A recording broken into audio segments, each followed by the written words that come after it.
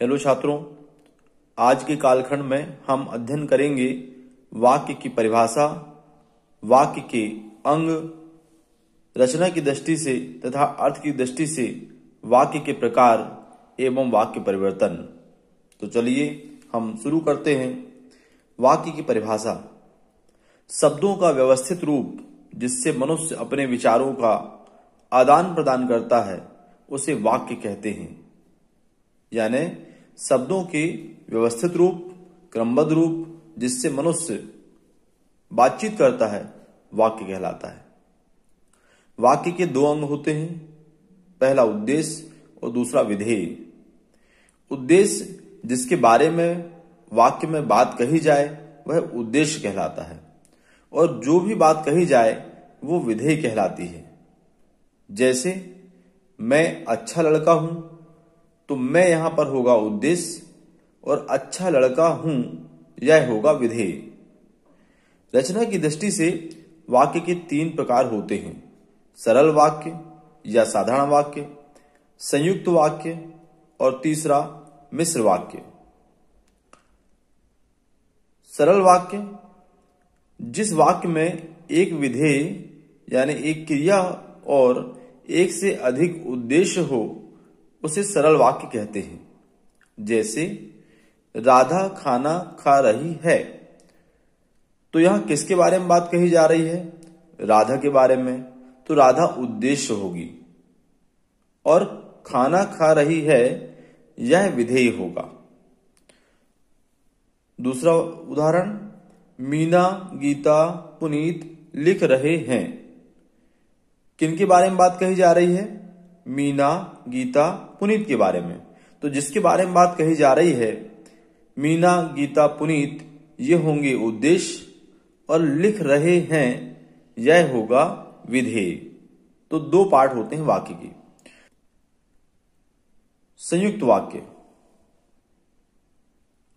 जिस वाक्य में दो सरल वाक्य किसी समुच्चय बोधक शब्द द्वारा जुड़े हों उसे संयुक्त वाक्य कहते हैं। समुच्चय बोधक शब्द को संयोजक शब्द भी कहते हैं। ये शब्द होते हैं किंतु, परंतु, तथा और आदि। जैसा पहला उदाहरण है, मैं लिख रहा हूं और तुम पढ़ रहे हो। यहां पर दो वाक्य हैं, मैं लिख रहा हूं और तुम पढ़ रहे हो दूसरा वाक्य है। दोनों वाक्यों को संयोजक शब्द और द्वारा जोड़ा गया है। संयुक्त वाक्य में दोनों वाक्यों का अलग अलग अस्तित्व होता है। दूसरा उदाहरण देखें, राज मेहनत बहुत करता है किंतु उसे फल नहीं मिलता। यहां पर राज मेहनत बहुत करता है इसका एक अलग अर्थ है और उसे फल नहीं मिलता यह अलग अर्थ है। दोनों पूर्ण वाक्य हैं तो यहां पर किंतु संयोजक चिन्ह द्वारा जुड़ा हुआ है, इसलिए यह संयुक्त वाक्य कहलाएगा। आज मुझे बहुत काम है, ये एक वाक्य हुआ, इसलिए मैं तुम्हारे पास नहीं आ सकता, ये दूसरा वाक्य है। दोनों इसलिए शब्द से जुड़े हुए हैं। तीसरा है मिश्र वाक्य। जिस वाक्य में एक सरल वाक्य तथा एक आश्रित उपवाक्य होता है उसे मिश्र वाक्य कहते हैं।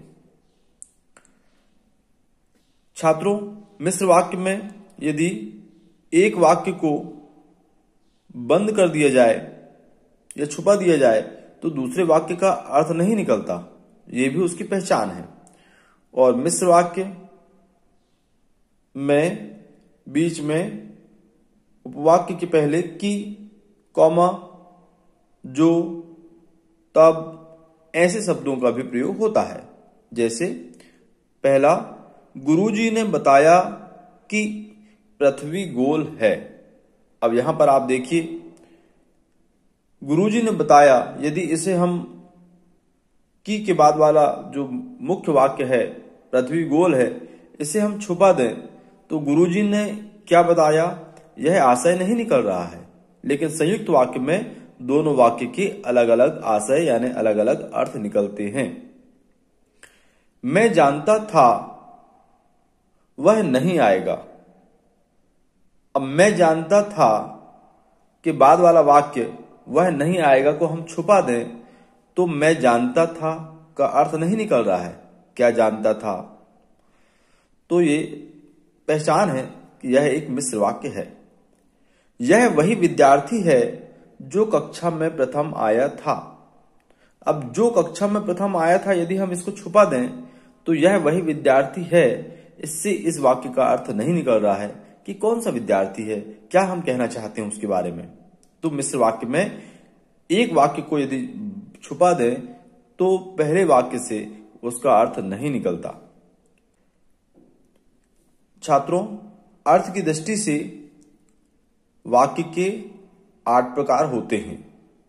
पहला विधानवाचक वाक्य, दूसरा निषेधात्मक वाक्य, तीसरा प्रश्नवाचक वाक्य, चौथा आज्ञावाचक वाक्य, पांचवा संदेहवाचक वाक्य, छठवा संकेतवाचक वाक्य, सातवां इच्छावाचक वाक्य, आठवां विस्मयादिबोधक वाक्य। ये सारे वाक्य बहुत ही सरल हैं, आप इन्हें ध्यानपूर्वक समझें, परीक्षा में जरूर आते हैं। पहला विधानवाचक वाक्य। जिस वाक्य में किसी कार्य के होने का बोध होता है उसे विधानवाचक या सकारात्मक वाक्य कहते हैं। जैसे मोहन स्कूल जाता है, यह मोहन के स्कूल जाने का बोध हो रहा है, यह सकारात्मक वाक्य है। नकारात्मक वाक्य, जिस वाक्य में किसी कार्य के न होने का बोध होता है उसे निषेधात्मक वाक्य कहते हैं या नकारात्मक वाक्य कहते हैं। मोहन नहीं लिख रहा है, मोहन नहीं पढ़ रहा है, निषेधात्मक वाक्य में नहीं शब्द आता है। तीसरा प्रश्नवाचक वाक्य। जिस वाक्य में कोई प्रश्न किया जाता है उसे प्रश्नवाचक वाक्य कहते हैं। जैसे तुम्हारा नाम क्या है? प्रश्नवाचक चिन्ह। आज्ञावाचक वाक्य। जिस वाक्य में किसी काम की आज्ञा या अनुमति दी जाती है उसे आज्ञावाचक वाक्य कहते हैं। जैसे अपना काम स्वयं करो। संदेहवाचक वाक्य। जिस वाक्य में किसी कार्य के होने में संदेह या संभावना होती है उसे संदेहवाचक वाक्य कहते हैं। जैसे शायद आज वर्षा होगी, शायद वह मेरे घर आएगा। जिस वाक्य में एक क्रिया का होना या ना होना किसी दूसरी क्रिया के होने या ना होने पर निर्भर करता है उसे संकेतवाचक वाक्य कहते हैं। जैसे यदि तुमने मेहनत की होती तो अवश्य सफल होते। यदि तुम मेरे घर आते तो मैं जरूर चलता। यदि वर्षा नहीं होती तो हम घूमने जरूर जाते। ये सारे शर्त वाले जो वाक्य हैं वो संकेतवाचक वाक्य के अंतर्गत आते हैं। इच्छावाचक वाक्य। जिस वाक्य में किसी व्यक्ति द्वारा इच्छा, मनोकामना, आशीष, शुभकामनाएं आदि व्यक्त की जाती हैं उसे इच्छावाचक वाक्य कहते हैं।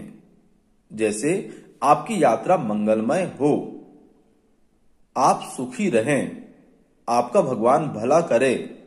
ये सारे वाक्य इच्छावाचक वाक्य के अंतर्गत हैं। विस्मयादिबोधक या विस्मयादिवाचक वाक्य।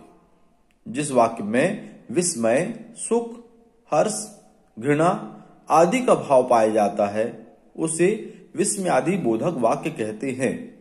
जैसे वाह क्या बात कही, अरे तुम पास हो गए। यहां पर वाह, अरे विस्मयादिबोधक शब्द हैं। धन्यवाद।